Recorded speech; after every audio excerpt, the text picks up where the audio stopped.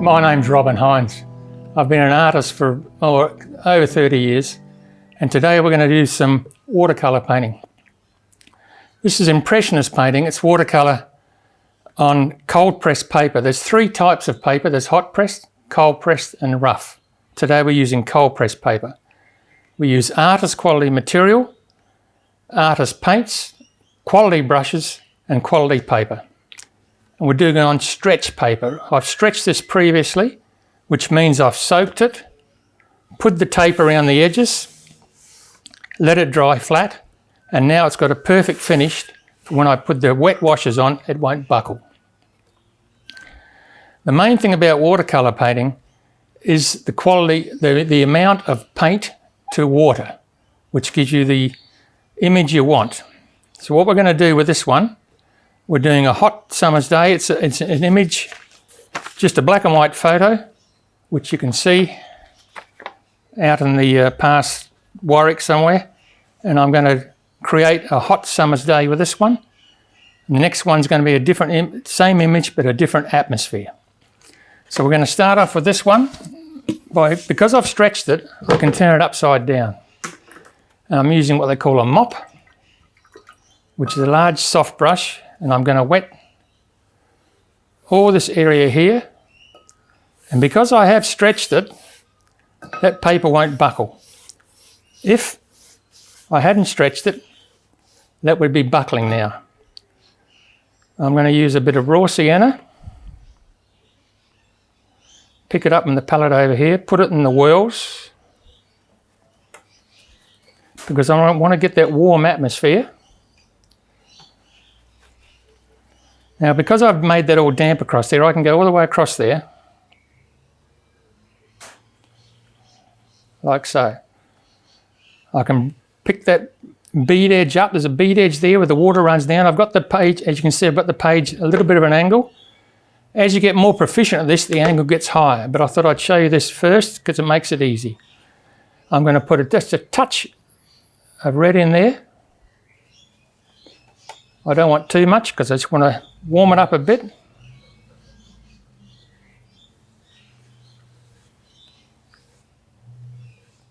We'll get that bit of rubbish out of there. And then I'm going to put the blue in. Now the reason I put the red in, because if I put the blue straight on top of the yellow, it would have gone green. So now I'm going to put a blue across here like so.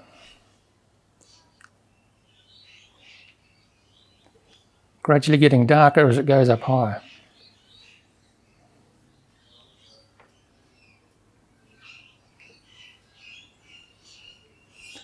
Now, because I've stretched that, I can stand on the board, I can stand it up like so. And you'll see it all runs down. A little bit of stuff there. Pick that off. All runs down like so. I wipe this off the edge here with a tissue, because if it goes under the tape, it could stay there and go back in, because the water will go to the place of least resistance. Now there's the sky on a hot summer's day. This building I managed to go over because I use what they call masking fluid. Masking fluid is a liquid latex, and I applied it with this brush. I've seen a lot of people over the years use all sorts of things in masking fluid. They use sticks and matches, and because they're worried about messing their brush up. This brush is maybe a $3 brush, and if you use water and a bit of old soap, put it in the brush, you can use the masking fluid, put it on, wash the brush out straight away, and that brush would have been 30 years old by using masking fluid. You must keep your masking fluid in the dark though, because it goes off, so we'll put that away later on. Now we've got to let that go off a bit. I'll just hurry that up a bit by, I'm going to put some hills across the top here. I've just got to let it go off, but what I'll do, I'll hurry it up with a hairdryer. I don't usually use a hairdryer, but this will make it easier.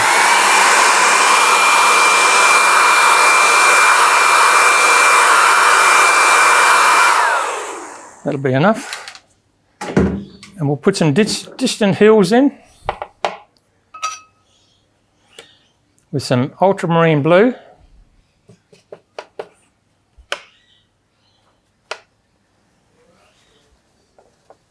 Don't want it too wet.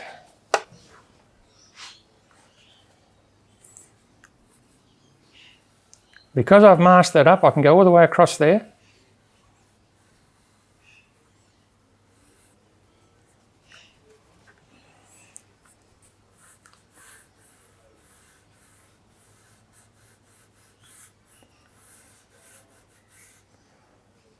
You might be able to see with the maskings keeping the paint from going on the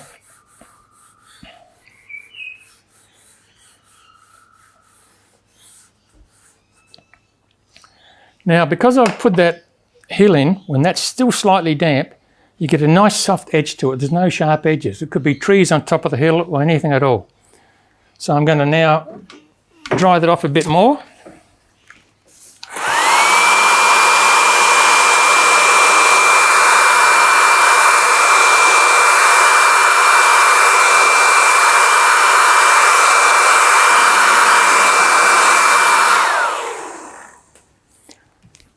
One of the hardest things to judge in watercolour is the paint drying. It dries about 20 to 30% lighter than when you put it on. So you might think that's too dark when you put it on. It's all about tone. We'll talk about tone a bit later on. But because of my experience, I understand that's going to dry the colour I want. Now we put the other hill in front, which is going to be the same blue and getting thicker. It's not going to be watery anymore. It's got a bit of raw umber in it.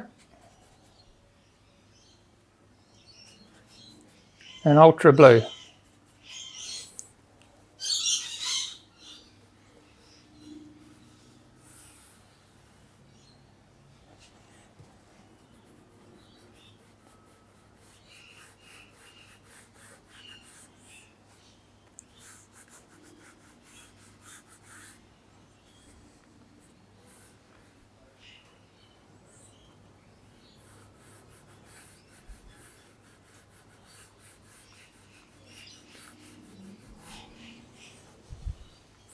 And because I've used that same thing, when it's a bit wet, damp, you can still see some little broken bits there, which could be trees on top of the hill.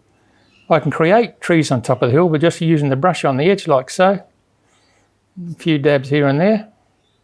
Because we're after impressions. We're doing impression painting. And this will give the impression of trees.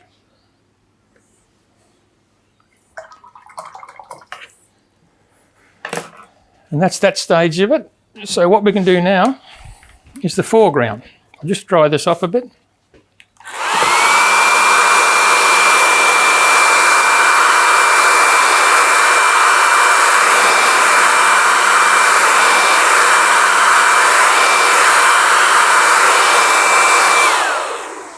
Okay, so what we usually do is work on this area here. But because we're restricted this time at the moment, we're going to paint the foreground in next and come back to that area. So the foreground is a paddock of crop of some sort. So I've got raw sienna. There's no need to wet all this area like we did the sky because it's all going to be broken up. So I'm just using a square brush, inch square brush, which is very handy for this sort of thing. And going all the way across.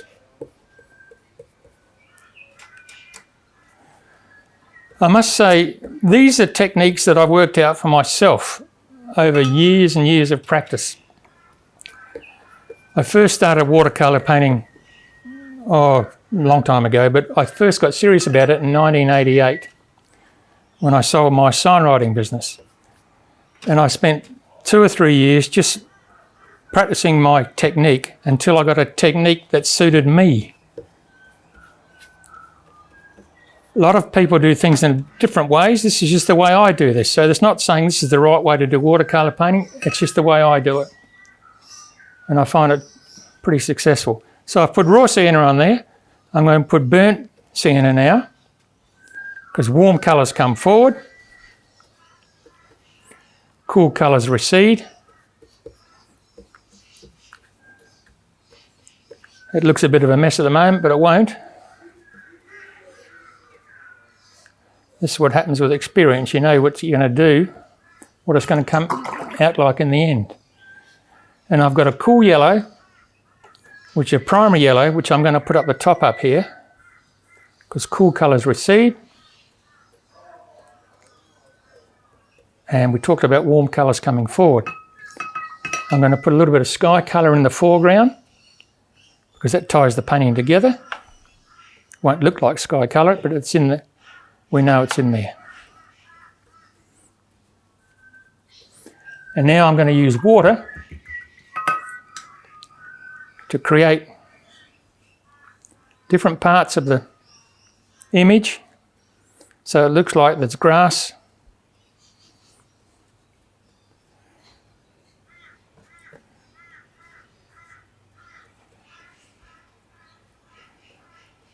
and let the water do the work, I like to say.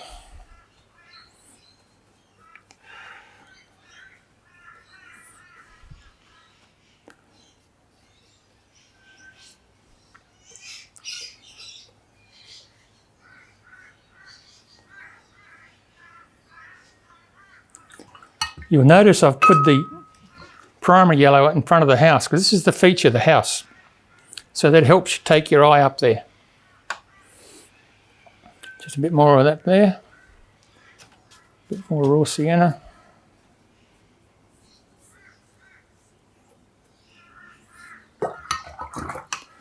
You notice I have a big water container. They're old pickle jars. The bigger the container, the better, because when you wash your brush out, all the sediment goes to the bottom and the water at the top is still quite clear.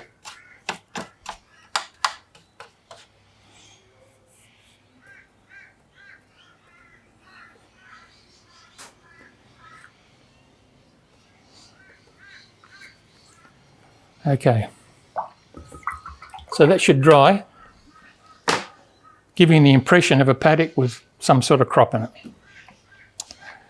Now, I want to paint these trees in. I should really wait for that to dry, but I'll paint these trees up here and other stuff amongst the, then we'll take the masking off. So I have a smaller brush now for the trees, and I'm using ultra blue, raw umber mixed together. Because it's just going to be a dark silhouette. You don't see all the branches and everything else, it's just a silhouette. And when you paint trees, those who are not used to painting like this, just shape your brush in the shape of the tree, like an umbrella. And leave some gaps for the birds to fly through. Just push your brush up and bring the trunks down the same colour, because you don't see a brown trunk from this far away, it's just a shape.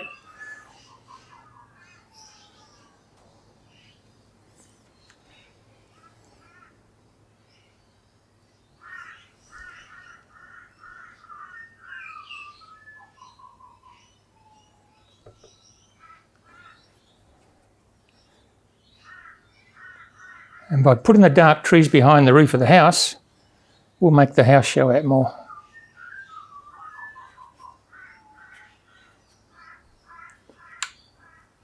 You can see how thick this paint is now. It won't drop off the brush. That's what we were talking about before, the amount of water to pigment. So this is quite thick now. And we just put it under the house there. And these along here, there's some sheds and bits and pieces, more trees.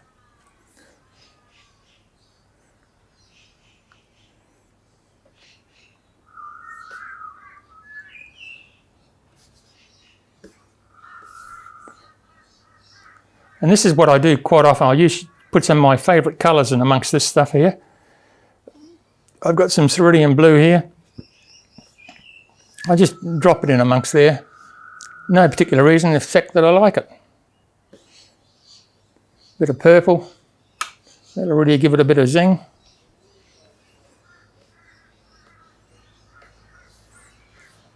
Keep all the darks dark. Just makes it interesting for your fence posts.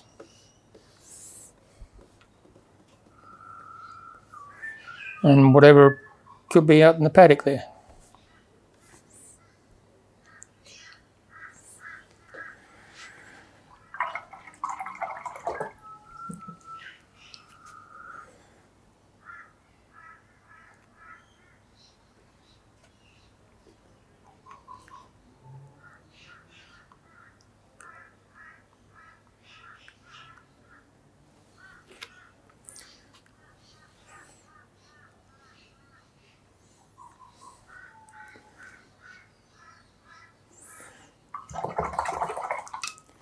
Now we've got to let that dry.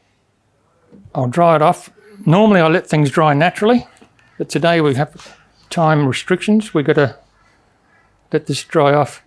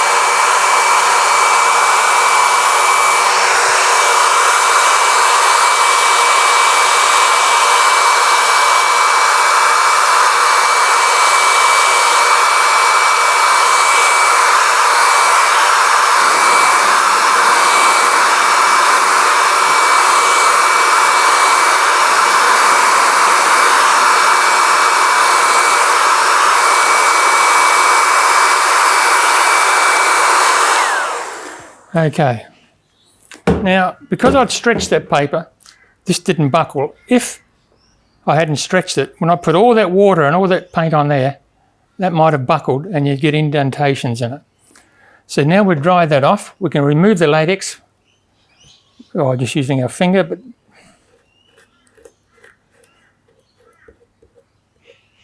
some people use a rubber.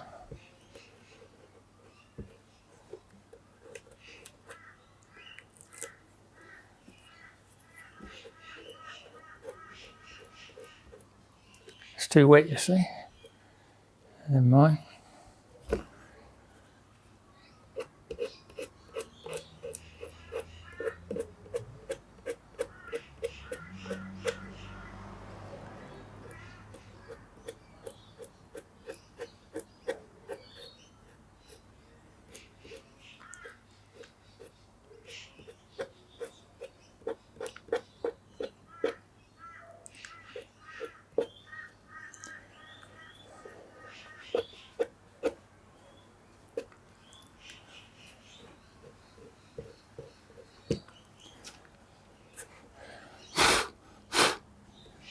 It's a little bit wet still.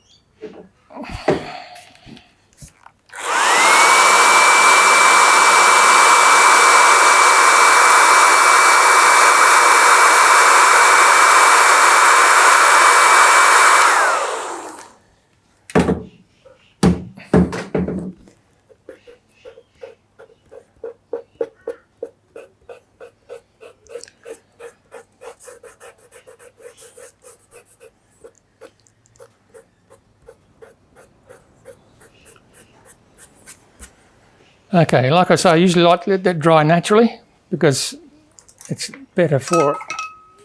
But now I've got a bit of a smudge here, but I can pick that up because watercolour will lift off.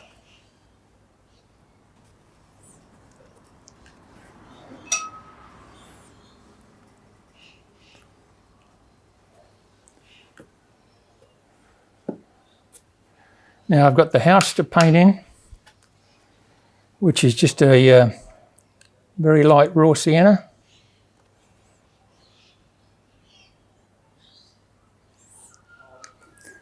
And the side of it here is going to be a bit darker. So with raw sienna, yellow, purple is the opposite colour on the colour wheel to yellow, so that will make the shadow colour.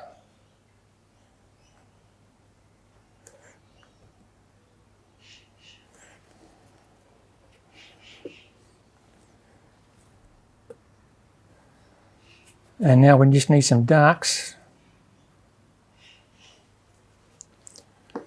for the lean-to roof here.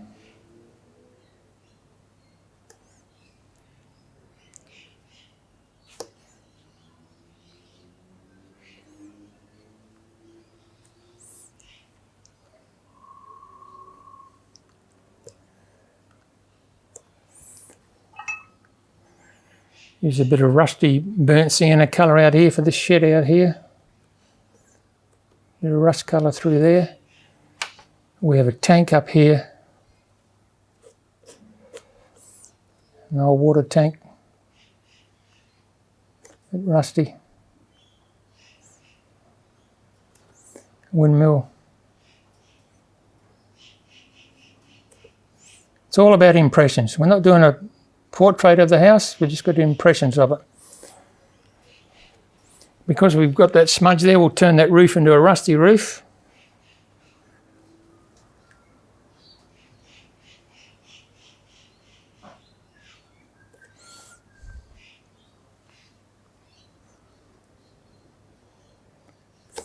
And let the water do the work.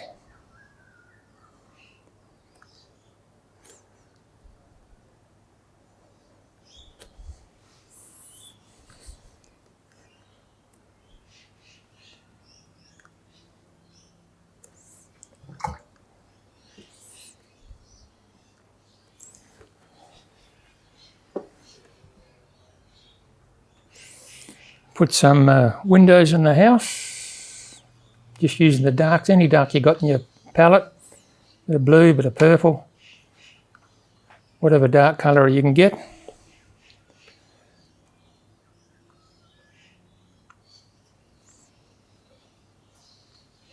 Put a window in the front and a window down the side here. Another one back there.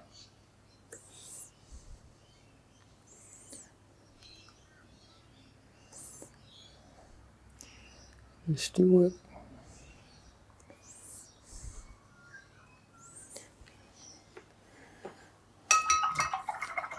And that's the little farmhouse out near Warwick on a hot summer's day.